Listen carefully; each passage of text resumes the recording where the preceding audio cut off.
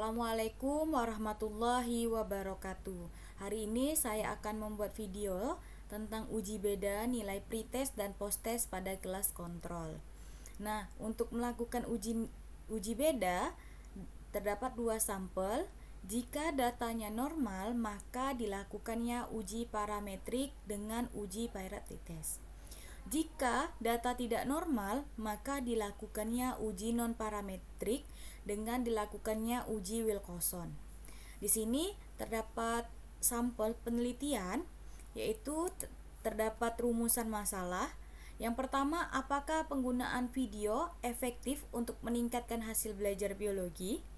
Yang kedua, apakah adanya perbedaan yang signifikan antara nilai pretest dan posttest menggunakan media video dalam pelajaran biologi?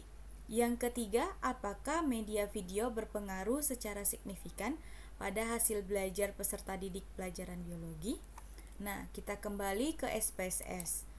Pertama-tama, untuk melakukan pengujian, perlunya kita melakukan uji normalitas dengan menekan analyze, descriptive statistik, lalu explore.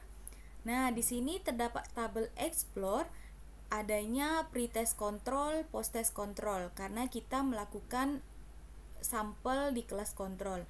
Maka ini perlu dimasukkan ke tabel dependent list dengan cara klik pretest kontrol lalu tekan anak panah. Maka masuklah di dependent list. Kemudian begitu juga posttest kontrol anak panah. Nah, di sini kita akan melakukan menekan plots. Lalu karena kita ingin melihat uji normalitas, maka centang normality plots with at test. Kemudian histogram, lalu continue. Statistik, oke, sudah deskriptif, continue.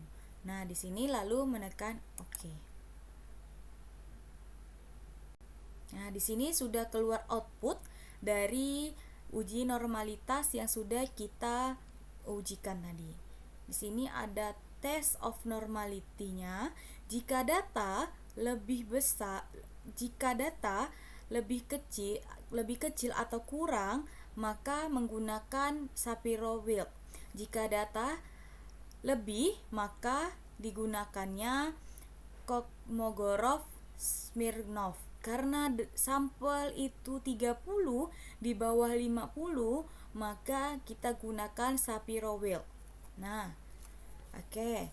Menurut normalitas, uji normalitas, nilai signifikan lebih dari 0,05, maka data adalah normal. Jika nilai signifikan kurang dari 0,05, maka data tidak normal. Di sini nilai signifikan pada pretest kontrol terdapat nilai 0,009 kurang dari 0,05, maka data tidak normal.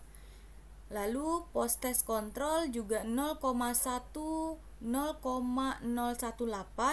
datanya lebih kecil dari 0,05. Maka yang kita dapat atau yang kita peroleh adalah data tersebut atau sampel tersebut tidak normal. Nah, jika tidak normal, maka dilakukannya uji non-parametrik, yaitu menggunakan uji Wilcoxon. Nah, pengujian Wilcoxon kita lakukan dengan kembali ke SPSS dengan menekan analyze. Karena Wilcoxon itu non-parametrik, maka non-parametric test, legacy, lalu to relate sample. Jadi non-parametric test, legacy dialog, lalu menekan to relate sample. Nah, terdapat tabel to relate sample test, maka nilai pretest dan posttest di kelas kontrol kita masukkan ke test Pirat dengan menekan tanda panah. Oke, posttestnya lagi sudah ya. Kemudian karena kita ingin melakukan uji Wilcoxon, maka tipe tesnya kita centang Wilcoxon. Pastikan sudah melakukan centang Wilcoxon. Lalu menekan OK. Nah, tes statistik. Oke, ini ya. Nah, di sini untuk uji hipotesis untuk pengujian Wilcoxon, nilai sigma lebih dari 0,05, maka hipotesis terima. Jika nilai signifikan kurang dari 0,05, maka lebih dari 0,05, maka hipotesis diterima. Jika sigma signifikannya kurang dari 0,05, saya ulang ya, nilai signifikan kurang dari 0,05, hipotesis terima. Jika nilai signifikan lebih besar dari 0,05, maka hipotesis ditolak. Nah, kita dapat melihat tes statistik Taylor signifikannya, yaitu nilainya adalah 0,321, berarti lebih besar dari 0,05, maka hipotesis adalah ditolak. Nah, kita akan menjawab rumusan masalah dari penelitian ini. Apakah adanya perbedaan signifikan antara nilai pretest dan posttest pada kelas kontrol menggunakan media video untuk pembelajaran biologi? Jawabannya adalah tidak ada perbedaan antara nilai pretest dan posttest pada kelas kontrol untuk pembelajaran biologi. Nah, jadi karena tidak adanya perbedaan, maka tidak perlu melakukan uji N-gain. Jika adanya perbedaan, perlu melakukan pengujian N-gain. Terjawab ya rumusan masalah dari penelitian ini. Kita sudah melakukan uji non-parametrik, uji Wilcoxon, karena datanya tidak normal. Seandainya data tersebut normal, perlu kita lakukan pengujian parametrik. Ini seandainya data ini normal ya.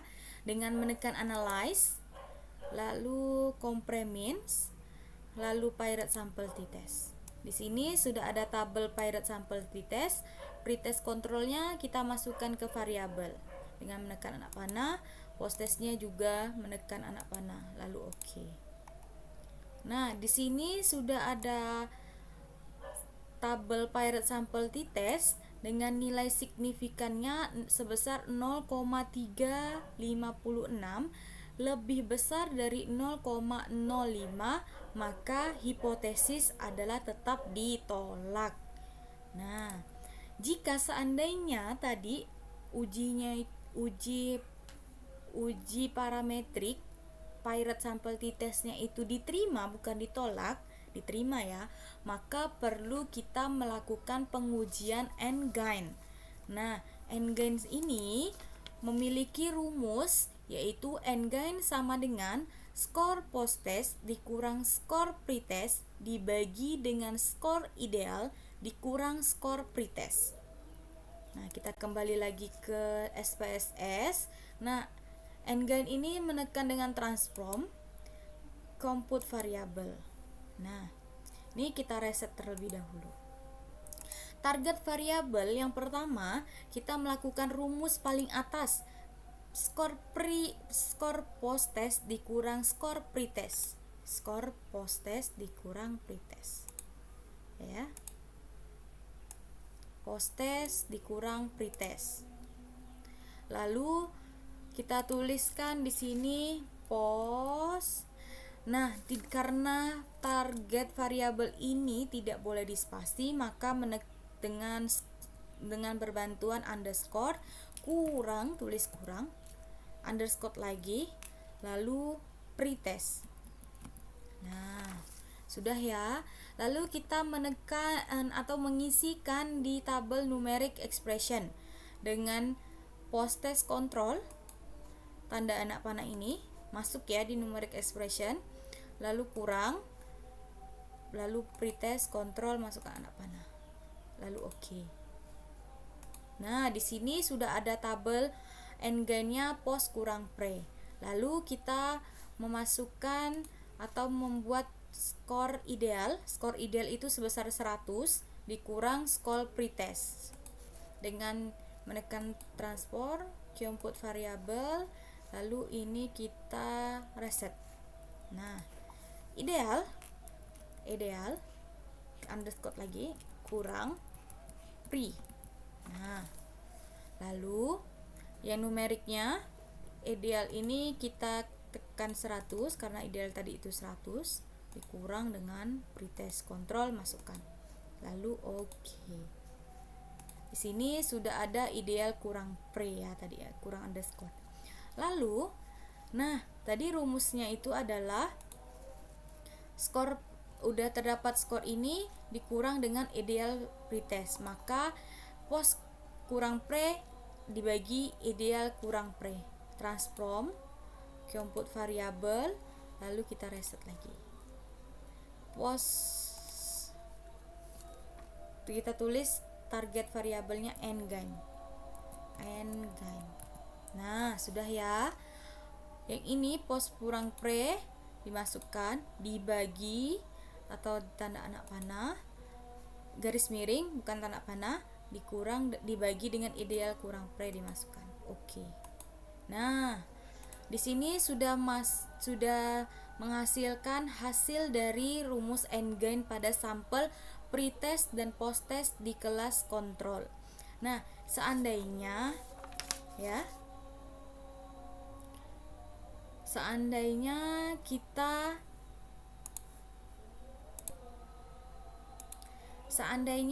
n-gain ini kita persenkan sama dengan tekan transform compute variable, lalu kita reset.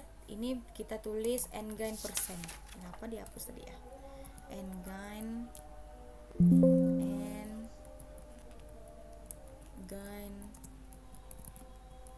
persen. Nah, n-gain masukkan ke numeric expression lalu dikali dengan 100 karena persen 100. Lalu oke.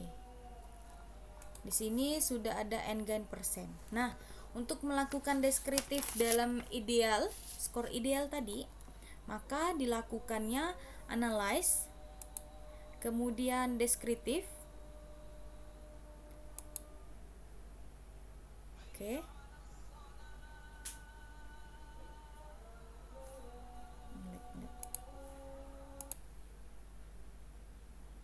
Oke, kita lanjutkan untuk mengetahui atau dapat kita analisis nilai n-gain-nya dengan cara menekan analyze, deskriptif statistik, lalu deskriptif. Nah, kemudian kita pada tabel ini kita masukkan n-gain dan n-gain persennya ke variabel. N-gain dan n-gain persennya kita masukkan dengan menekan anak panah ke variabel, lalu tekan OK. Nah, di sini sudah muncul tabel deskriptif statistiknya, yaitu dengan melihat mean-nya. Kenapa negatif? Karena data ini tidak normal. Jika normal, maka nilainya adalah positif. Nah, seandainya data ini adalah positif 0,2228 pada n-gain-nya. Nah, pada n-gain-nya 0,228 dapat dilihat menggunakan pembagian skor n-gain. 0,228 berarti ini pembagian skornya. Nah, pembagian skor n-gain 0,228 itu di bawah yang ini ya, dapat G lebih kecil dari 0,3 sama dengan rendah. Nah, karena 0,2 lebih kecil dari 0,3, maka data tersebut rendah. Dapat dilihat pada pembagian skor n-gain, bisa dicari menggunakan Google. Nah, selanjutnya n-gain persennya itu kenapa juga negatif? Karena nilainya tadi adalah tidak normal, maka negatif. Seandainya ini adalah normal, berarti positif, yaitu 22,27. Nah, jika n-gain persennya tadi kita lihat menggunakan efektivitas n-gain, terdapat persentase. Di sini ada lebih kecil dari 40 itu tidak efektif, 40 sampai 55 kurang efektif, 56 sampai 75 cukup efektif, lebih besar dari 76 efektif. Nah, tadi 22,2 yaitu lebih kecil dari 40, maka data tersebut tidak efektif. Jadi, pretest dan posttest pada kelas kontrol itu persentasenya tidak efektif. Mungkin itu yang dapat saya sampaikan, kurang dan lebihnya mohon maaf. Assalamualaikum warahmatullahi wabarakatuh.